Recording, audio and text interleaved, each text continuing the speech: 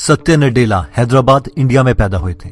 इनके डैड एक civil servant थे और कार्ल मार्क्स की थ्योरी से काफी इंप्रेस्ड थे, जिसका मतलब है कि सत्या के डैड एक मार्क्सिस्ट थे और कम्युनिज्म में बिलीव करते थे, जबकि सत्या की मदर एक संस्कृत टीचर थी। सत्या कहते हैं कि मुझे अपने डैड की वजह से हिस्ट्री में काफी नॉलेज हो गई थी और मुझे इन टॉपिक्स में बहुत इंटरेस्ट भी आता था, लेकिन फिर भी मैं ममाज बॉय ही था।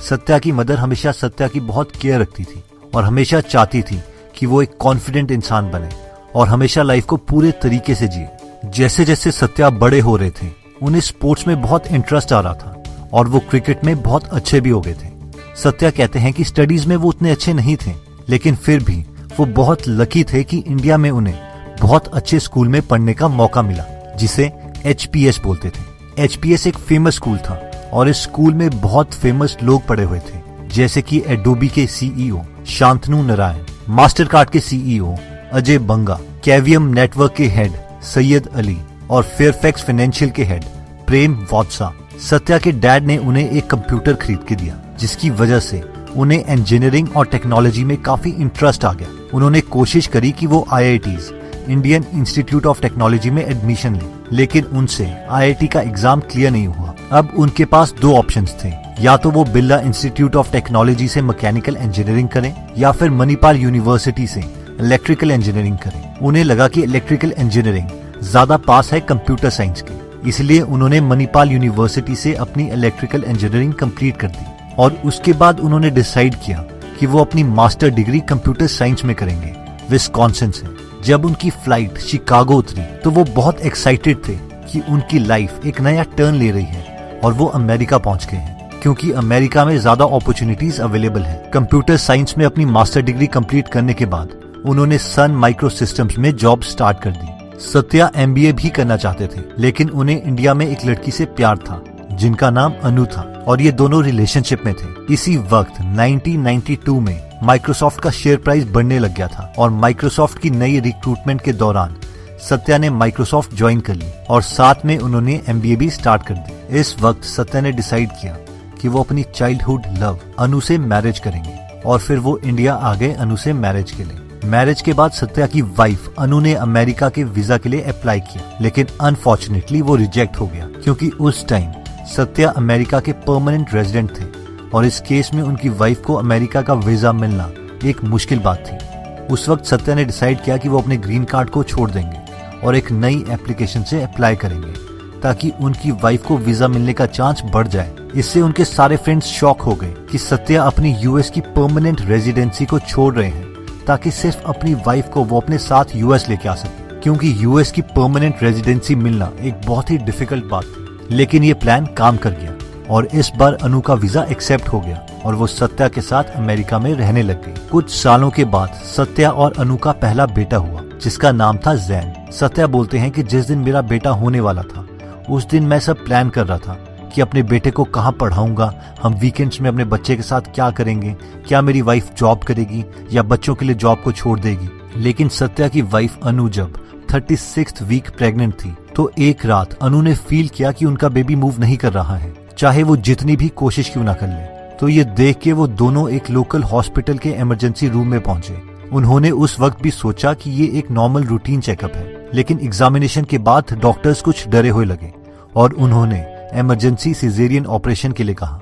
उस रात 11 बजे 29 मिनट पर उनका बेटा ज़ेन पैदा हुआ, जो कि सिर्फ 1.25 किलो का था। उनका बेटा बिल्कुल भी नहीं रोया, जो कि एक एब्नॉर्मल साइन था। उनके बेटे जैन को जल्दी दूसरे हॉस्पिटल में ICU में एडमिट कर लिया गया। सत्या अपने बेटे के साथ पूरी रात ICU में रहे और उन्हें बताया गया कि यूट्रो में एस्फिक्सिया की वजह से जैन को सेरिब्रल पैल्सी हो गया है, जिसका मतलब था कि अब उसे हमेशा व्हीलचेयर की जरूरत पड़ेगी और वो अपने पेरेंट्स के ऊपर ही डिपेंड रहेगा। सत्या बोलते हैं कि इस न्यूज से मैं कम्प्लीटली शॉक था। वो ये सोचे थे कि ये सब मेरे साथ क्यों हुआ है, मेरे सारे सपने टूट गए और 2 साल तक वो इसी शॉक में रहे। लेकिन उन्होंने देखा कि इन सालों में उनकी वाइफ अनु अपने बेटे जैन को एक के बाद एक थेरेपी के लिए ले जा रही थी।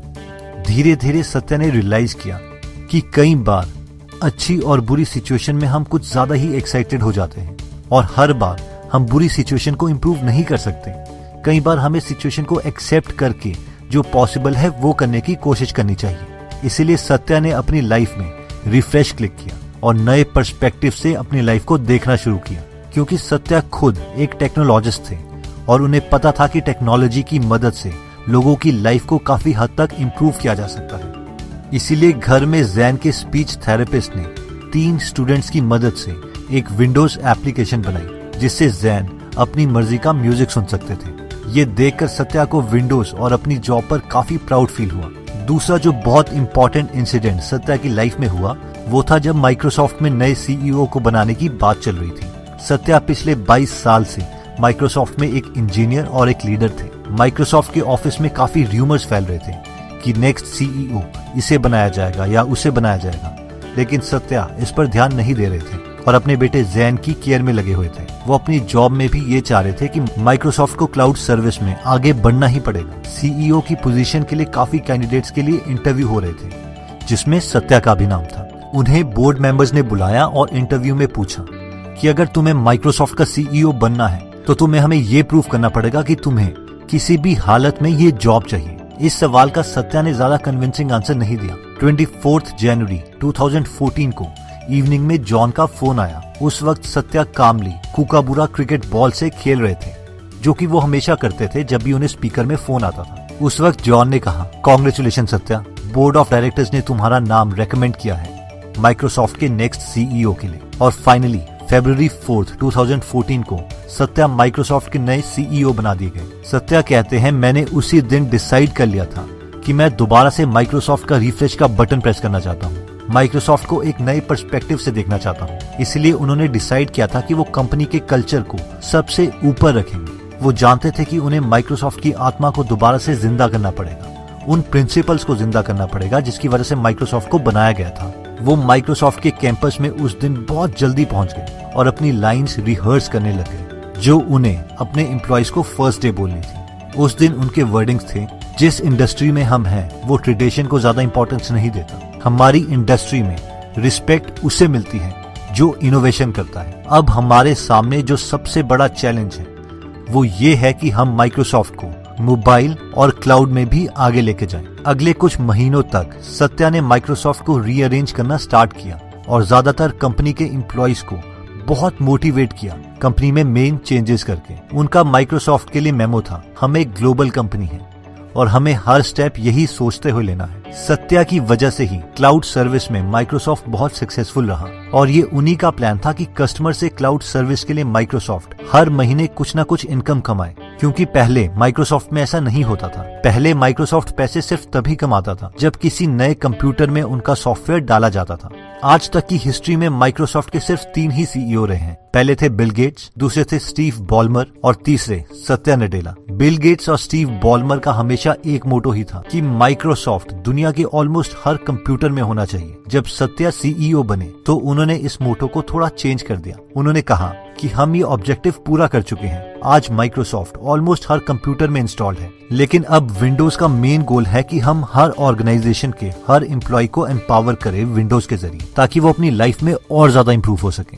सत्या और अनु को कुछ सालों के बाद एक बेटी हुई जिसे लर्निंग डिफरेंसेस थे, यानी वो एक नॉर्मल वे में नई चीजें नहीं सीख सकती थी। इस इंसिडेंट की वजह से सत्या इंस्पायर्ड हुए कि विंडोज को उन बच्चों की भी मदद करनी चाहिए जिन्हें लर्निंग डिसेबिलिटीज हैं। तो दोस्तों, इस वीडियो में हमने देखा कि सत्या नडेला ने किस तरीके से अपनी लाइफ की डिफिकल्टीज को मैनेज किया और हर डिफिकल्ट सिचुएशन में उन्होंने अपनी लाइफ में रिफ्रेश का बटन प्रेस किया, यानी अपनी लाइफ को एक कम्प्लीटली डिफरेंट नजरिए से देखा। जब उन्हें पता चला था कि उनका बेटा जैन अब हमेशा व्हील चेयर में रहेगा, तो पहले तो वो 2 साल तक बहुत दुखी रहे, लेकिन फिर उन्होंने रियलाइज किया कि हर बुरी सिचुएशन को आप सॉल्व नहीं कर सकते।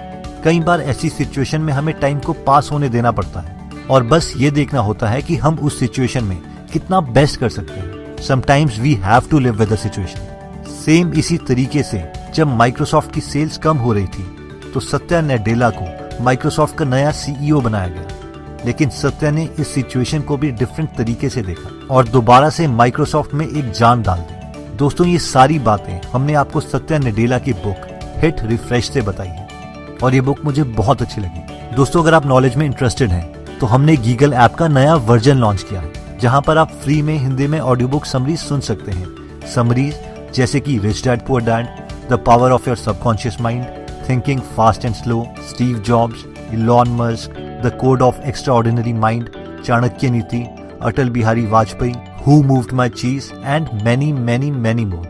तो अगर आप ये गीगल ऐप डाउनलोड करना चाहते हैं तो डिस्क्रिप्शन में दिए हुए लिंक पर जाके आप हमारी गीगल ऐप डाउनलोड कर सकते हैं।